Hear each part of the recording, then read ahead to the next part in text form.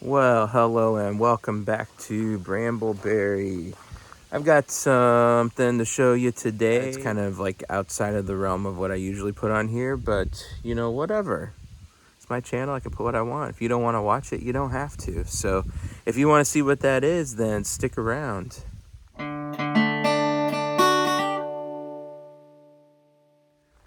So as it turns out, I am super blessed to have in-laws that support and encourage and all those good things, which I know not all of you out there probably have. But for Christmas this year, they got us a really cool gift, and I'll show that to you now. This bad boy here, super cool. I got it all put together. I got to use it one time, and then the weather has gone awful. We've had a snow apocalypse after our ice apocalypse, and it's just been not too good to cook out here in the outdoors with that sort of stuff going on.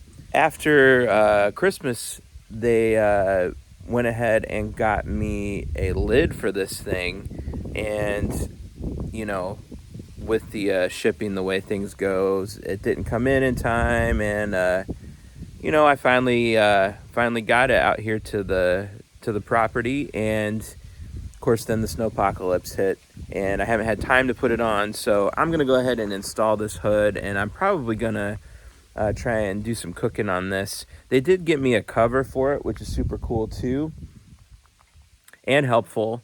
The issue with the cover and not having the hood on is that the cover just sits on top of the griddle itself, and as I had feared, it traps moisture under there, and you don't want that on a griddle. It looks like it's mostly okay. I'll give you a look what the surface looks like. So we do have a little bit of water on here. This surface here looks, there's a little bit of junk on there from the last time I cooked, but I don't think there's any rust up here. There is, however, a little bit that started forming, it looks like, on the front of this. So I'm gonna have to probably sandpaper that off or take a wire brush to it or something, get that off, and then reseason the front edge of that. In this video, I'm not gonna show you how to season this thing, although I did go through that whole process. There are lots of opinions on how to do that and videos online, which I watched a bunch of them before I did mine. So if you're interested in that, then I would send you to one of those to check out how to do that, because I'm definitely not an expert. I've just done it once, and I've only cooked on this thing once. But today we're gonna get the hood put on it. So this is a 36 standard hood. From what I understand, it bolts on the back of the griddle here where these holes are. We're gonna find out obviously whenever we get it unboxed here, but I'm gonna go ahead and get this opened up and we'll show you what's going on with it. The other issue I've been having with this thing, not having a cover or a hood over it, is that the kitty cats like to jump up here because there's little morsels left. No matter how good you clean it, there's always going to be something that attracts the wildlife, which we have a lot of that out here.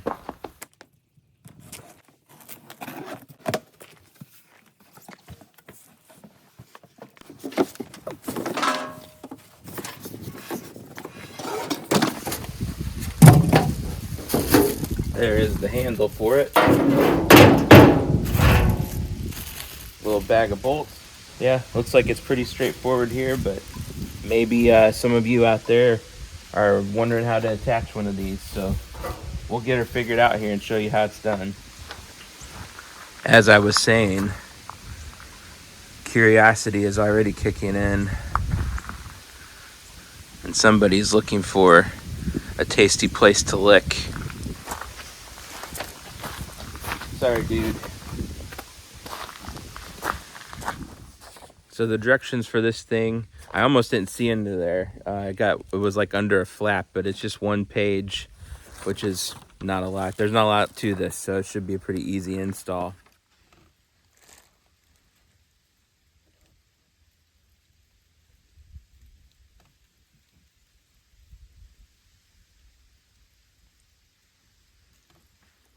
So some kits come with tools. This one does not, it seems. It looks to me like the screws on this are Phillips heads, and some of them are slotted, so you probably could use, on that one, you could use a flathead or a Phillips. I'm not really a fan of flathead screws. They're kind of a pain in the butt. Yeah, and these other ones are actually Phillips only, so you will for certainly need a Phillips screwdriver, and there's some nuts here as well, so I've also got a crescent wrench that I'm going to use. So it looks like the only two tools you're going to need really are Phillips head, screwdriver, and a crescent wrench.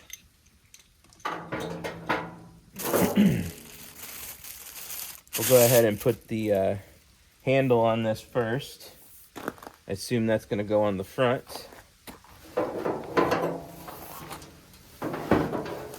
Yep, we got some holes up here on the front.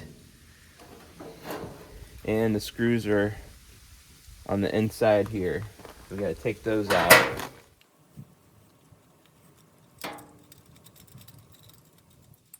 And it looks like on this, you got a piece that this seats on. So the screw comes in from the back, goes through that, and then this seats into that. Get this other one off too, and then we'll attach it. You'll notice here there's two different holes. This one here's slotted and this one is not. This is just my way of thinking. I would put it in the slotted one first. That way you can have some play to get this one centered. But I guess it would probably work either way.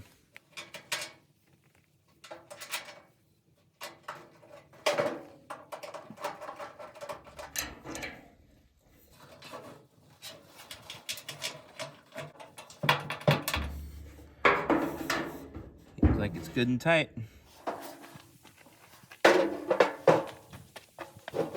Alright, so each side of this has 4 components. This little sleeve, there's the bolt, the nut, and a washer.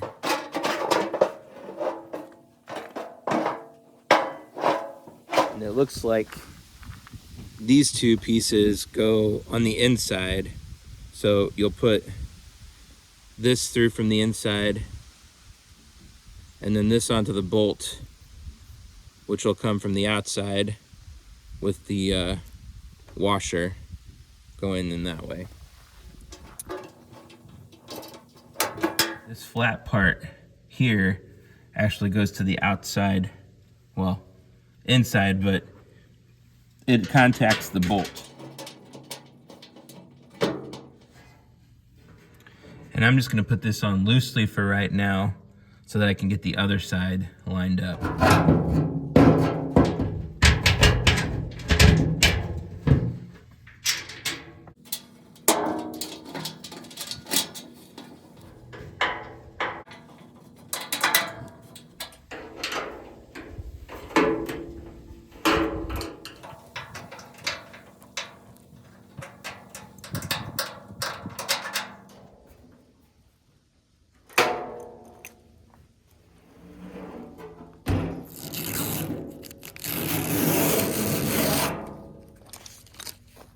Naturally.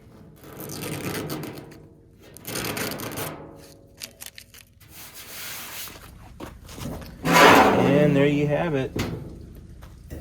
Pretty happy with that, I would say. Seems like it's a pretty tight seal around there. Keep things from getting in. And while we're at it, I guess you want to come along and see me try to deal with that rust on the front. I guess it's up to you. If you want to, just keep watching. I'm just going to start out trying to use this wire brush on there, try to get as much of it as I can off, and then I'm going to have to heat this up and get some oil and try and oil it up. Not have to clean all that off to cook anyway.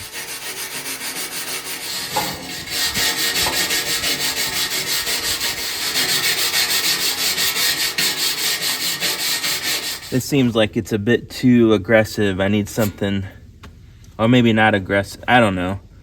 I think it's because these are all like spread apart. I need something that's gonna get in there a little bit better, because it's still got spots on it. Although it's getting some of it off. You know, maybe some steel wool would do the trick.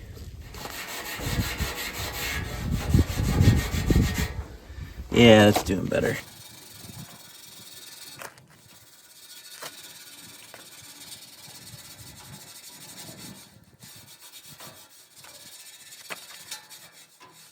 Of course, you know, this is taking the seasoning off.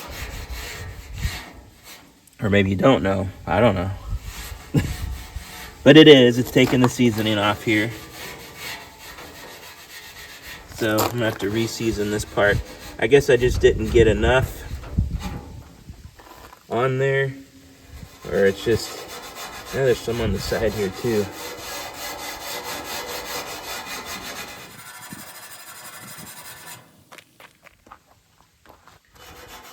This is probably just from that cover sitting on there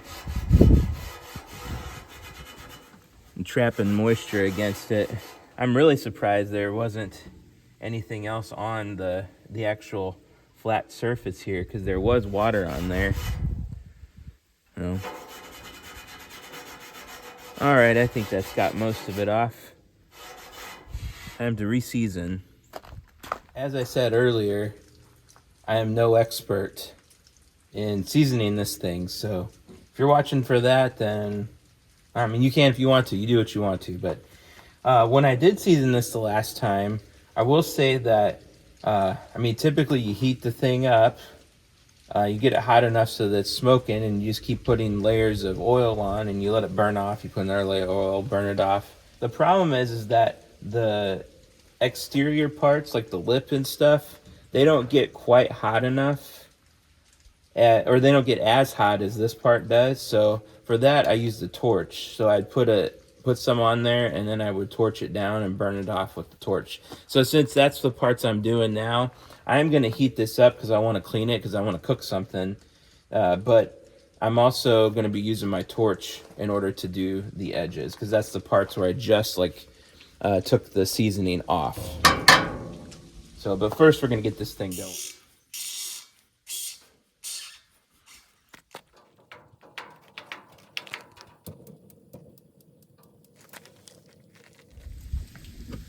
Somebody's coming back for seconds. He's going to have some hot paws if he jumps up there. We're not going to let that happen. Although he would let that happen if he was left to his own devices. Put that down, let it heat up for a bit, and we'll come back out here and check. So one piece of advice that I took from some of the online videos is to get a infrared thermometer. I had an infrared thermometer, but it was like for construction purposes, and it didn't register high enough for this. So this one, though, is specifically for cooking, and it's actually kind of cool because it has a probe thermometer as well built in that you can use. But I use this the one and only time. No, Rudy. Go on. He was going for it. Of course, the lid's on now, so he can't get up there. Of course, the lid would be hot too. Anyway, as I was talking, what was I saying?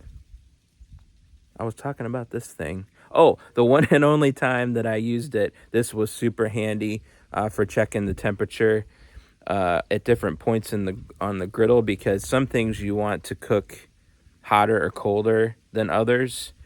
Just because of the speed at which they cook, and you don't want them to get burnt and all that sort of stuff. So this is really an invaluable tool. Is invaluable, or is it valuable? Invaluable? I don't know. Somebody put it in the comments. I'm sure there's some trolls out there somewhere that want to tell me how to correct my grammar. I'm giving you permission. Go for it. I want to know, is it valuable or invaluable? Rudy! Go on. You're going to get burnt, kitty cat. Go, go, go, go, go.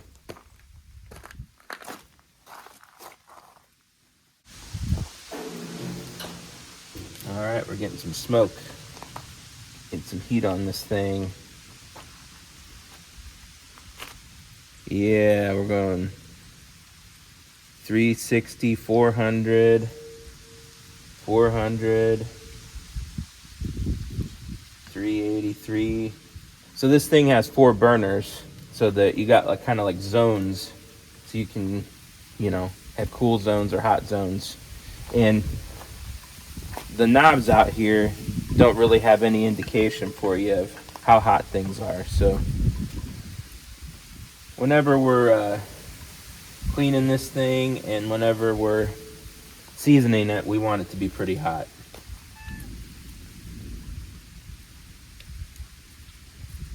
Let's see, if I go up on the side here, it's 160.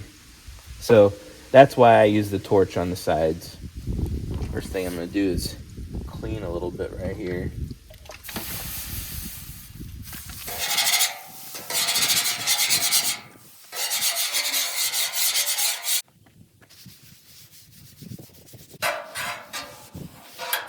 Rub that on the outside parts that I hit earlier. Make sure they get some more oil on them. And now I'm going to hit them with the torch.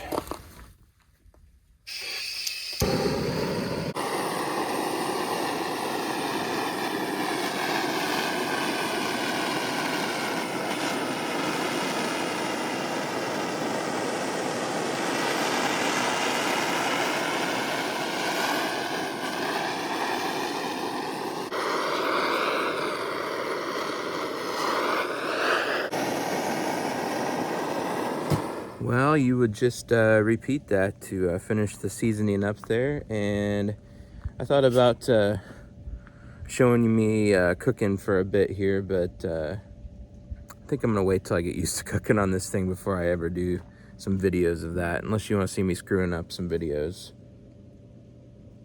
Nah, some other time.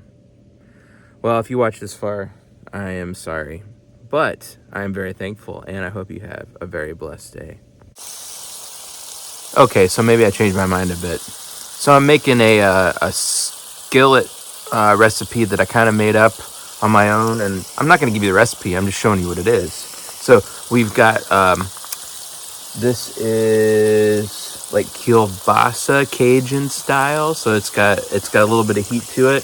And then over here we've got zucchini and yellow squash and onions and mushrooms, and it's all like got seasonings and stuff. It's got umami seasoning in it, and we're just gonna cook that up and mix it all together. Typically I put chicken in this. I'm not going to this time, because I'm also gonna make fajitas after this, actually making food for the whole week, so we want much left over. So I'm making this dish, and then I'm making the fajitas afterwards.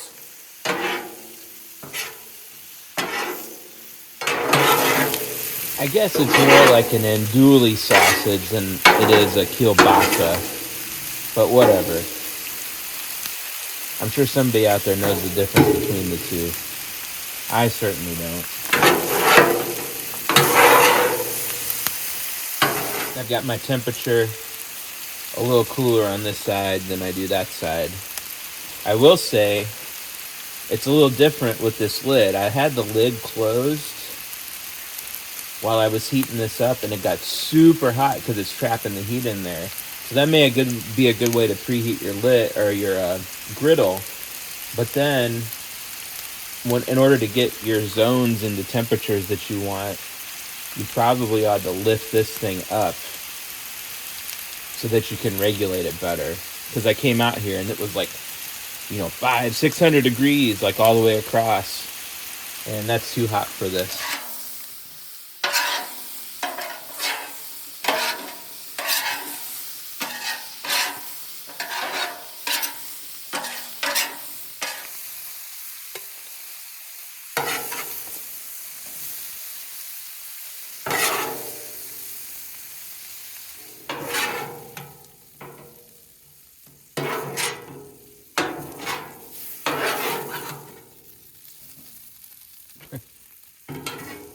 Lost half of that one.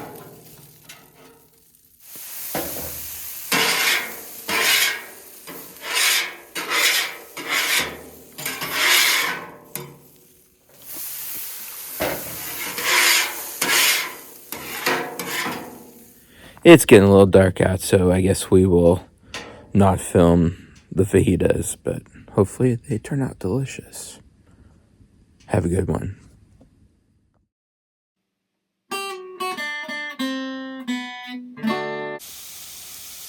Okay, fajitas. I'm gonna do a skirt steak too. I have beef and chicken. Yum.